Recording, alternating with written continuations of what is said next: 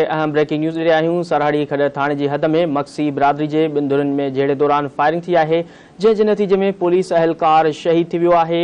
ॻोठ बाकिर मक्सी में घरू तकरार तां जहिड़े दौरान गोलियूं लॻण सबबि अहलकार नबी बख़्श मक्सी शहीद थी वियो। पुलिस मूजिबि ज़ख़्मी अहलकार खे ॻणती जोगी हालत में इस्पताल मुंतक़िल कयो वियो, जिथे हू ज़ख़्मनि जी सट न सहंदे शहीद थी वियो। शहीद अहलकार जे भाउ इल्ज़ाम मड़ींदे चयो त जवाबदार ग़ुलाम हैदर मक्सी गोलियूं हणी अहलकार भाउ खे शहीद कयो आहे। शहीद अहलकार जे भाउ आला इख्तियारनि खां मुतालबो कयो त वाक़िए जो नोटिस वठी शहीद थियल अहलकारनि जे जवाबदारनि ख़िलाफ़ सख़्त क़ानूनी कार्रवाई कई वञे।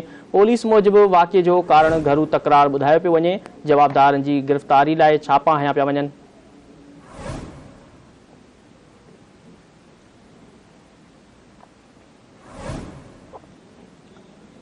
अहम ख़बर तव्हां शेयर करे रहिया आहियूं। अहम ब्रेकिंग न्यूज़ सां शेयर करे रहिया आहियूं। सरहाड़ी खॾर थाणे जी हद में मक्सी बिरादरी जे ॿिनि धुरनि में जहिड़े दौरान फायरिंग थी आहे, जंहिंजे नतीजे में पुलिस अहलकार शहीद थी वियो आहे।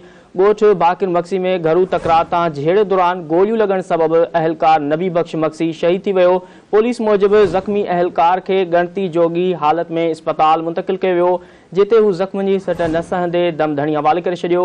शहीद अहलकार जे भाउ इल्ज़ाम मड़ींदे चयो आहे त जवाबदार ग़ुलाम हैदर मक्सी गोलियूं हणी अहलकार खे शहीद कयो आहे।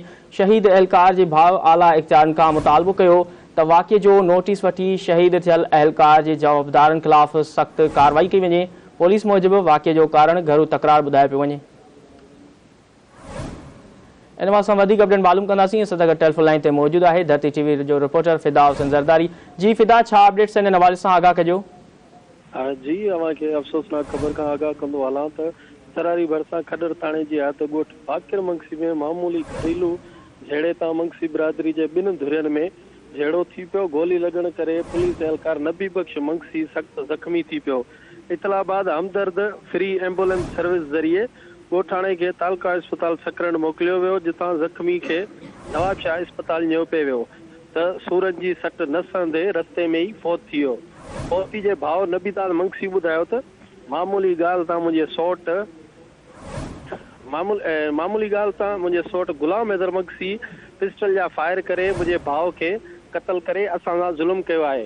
जॾहिं त खॾर पुलिस सां राब्तो करण ते ॿुधायो त वाक़िए वारे हंधि पहुची जवाबदार जे गिरफ़्तारी लाइ छापा हणी टिनि जवाबदारनि ग़ुलाम हुसैन मक्सी, ग़ुलाम हैदर मक्सी ऐं ग़ुलाम कादर मक्सी खे गिरफ़्तार करे लाकब हवाले करे छॾियो आहे। फिदा, तफ़सील ॾियण लाइ वॾी महिरबानी।